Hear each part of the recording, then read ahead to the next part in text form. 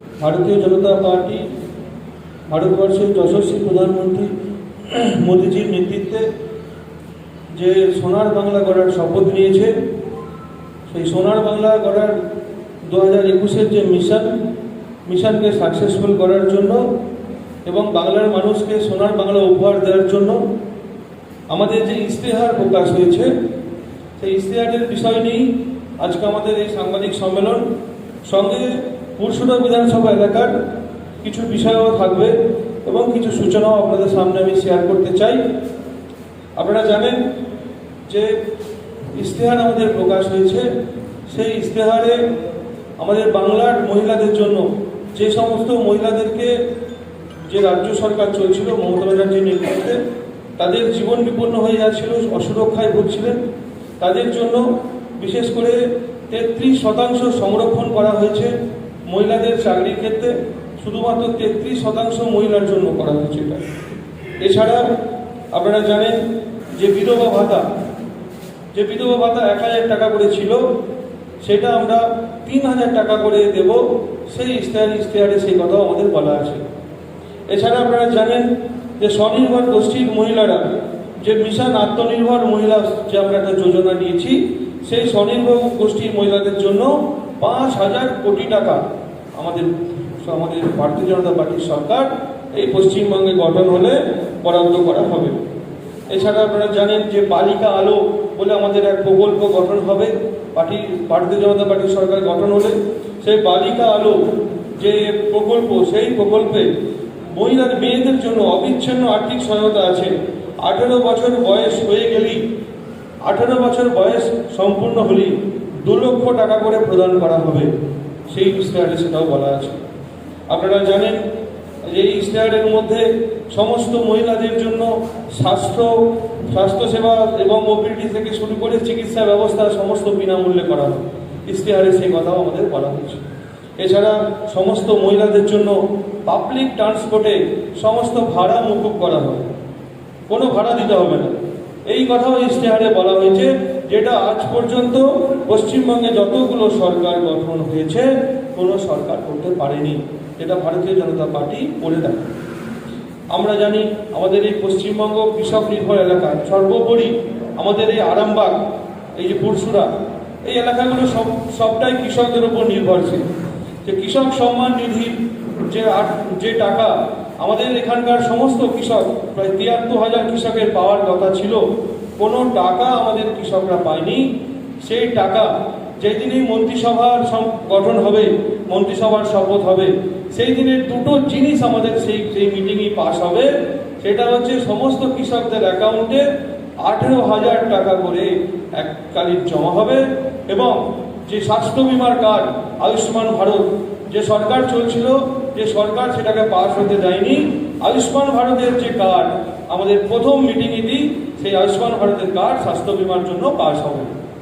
এছাড়া কৃষক সুরক্ষা যোজনার সকল যারা ভূমি বছরে 4000 টাকা করে দেওয়া হবে, এবং সমস্ত কৃষকের জন্য বছরে 10,000 টাকা করে দেওয়া হবে, এই প্রতিশ্রুতি ইশতেহারের মধ্যে আছে। এছাড়া আপনারা জানেন যারা ক্ষুদ্র মৎস্যজীবীদের জন্য 6,000 টাকা করে প্রতি বছর দেওয়া হবে। যারা ক্ষুদ্র প্রান্তিক মৎস্যজীবী, যারা মৎস্য ধরে যাদের জীবনযাপন চলে, তাদেরকে এটা দেওয়া হবে। আলু চাষিদের উন্নতি করতে, আলু চাষিদের উন্নয়নের জন্য 500 কোটি পটেটো ইন্ট্রোডিভ প্যাকেজ, যেটা রেডি হচ্ছে, ভারতীয় জনতা পার্টির সরকার গঠন হলে সেটা পাস হবে। তাই আপনাদের সামনে অনেক যোজনা এরকম আছে। যুবদের জন্য প্রতিটি ব্লকে নেতাজি বিপিও স্থাপন করা হবে, নেতাজি বিপিও, যেটা আজ পর্যন্ত কোনো সরকার করেনি। প্রতিটি পরিবারকে কমপক্ষে একজন সদস্যকে কর্মসংস্থানের সুযোগ করে দেওয়া হবে। যত বাংলার পরিবার আছে সেই পরিবারের অন্ততপক্ষে একজনকে আমরা কর্মসংস্থানের সুযোগ করে দেবো। আমরা বলছি না সবাইকে চাকরি দিতে পারবো, কিন্তু কর্মসংস্থানের ব্যবস্থা করব।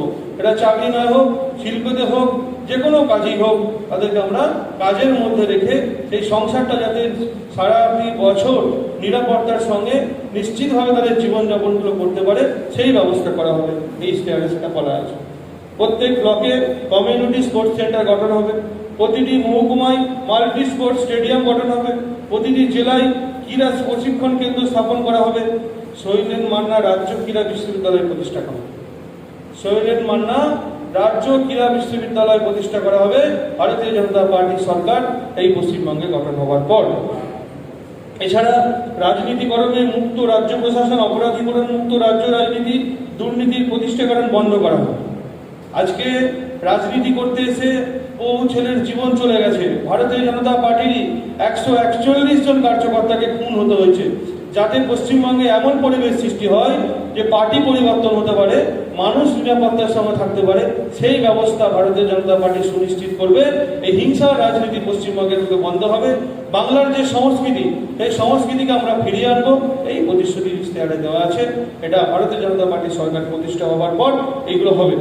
20 লক্ষ যুবকদের দক্ষতা অর্জনের জন্য প্রতিটি ব্লকে নেতাজি ভোকেশনাল ট্রেনিং সেন্টার স্থাপন করা হবে। 20 লক্ষ বেকারদের জন্য এটা করা হবে।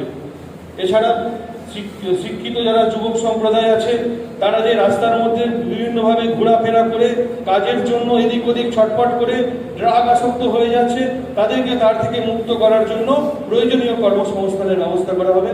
সেটা আমরা নিশ্চিত করব। ভারতীয় জনতা পার্টির সরকার এই পশ্চিমবঙ্গে প্রতিষ্ঠা হওয়ার পর আমরা সেটা একদম নিশ্চিত করব। আপনারা জানেন বালি খাদান নিয়ে প্রচুর দুর্নীতি হয়। বালি খাদান নিয়ে দুর্নীতি বন্ধ করার জন্য আমরা একটা ট্রান্সপোর্ট ব্যবস্থা রেডি করেছি, যে যখনই এই দুর্নীতি বন্ধ করা হবে, বন্ধ করার জন্য একটা ব্যবস্থা হয়েছে ইউনিট, সেই ইউনিট তৈরি হয়ে যাবে, টাস্কফোর্স ইউনিট গঠন হবে। টাস্কফোর্স ইউনিটের মাধ্যমে যাতে কোনো বালি খাদান থেকে বালি এইভাবে চড়াই গুপ্তাই করে 2 নম্বরই পয়সা ইনকাম করার রাস্তাগুলো বন্ধ করা যায়, সেই ব্যবস্থা নিশ্চিত করব আমরা। এছাড়া আপনারা জানেন যে অর্থনীতিতে পশ্চিমবঙ্গ কয়েক যোজন পিছিয়ে গেছে অন্য রাজ্যের থেকে। তাই সোনার বাংলা অর্থনৈতিক পুনর্জীবনের জন্য টাস্কফোর্স গঠন করা হবে। টাস্কফোর্সে গঠন করার পর যাতে অর্থনীতি ব্যবস্থা আমাদের সুদৃঢ়ভাবে দাঁড়িয়ে থাকে, সেই ব্যবস্থা আমরা করব। প্রতিটি পরিবারকে টয়লেট, নিকাশি যথাযথ ব্যবস্থা সহ পাকা ঘর করা হবে।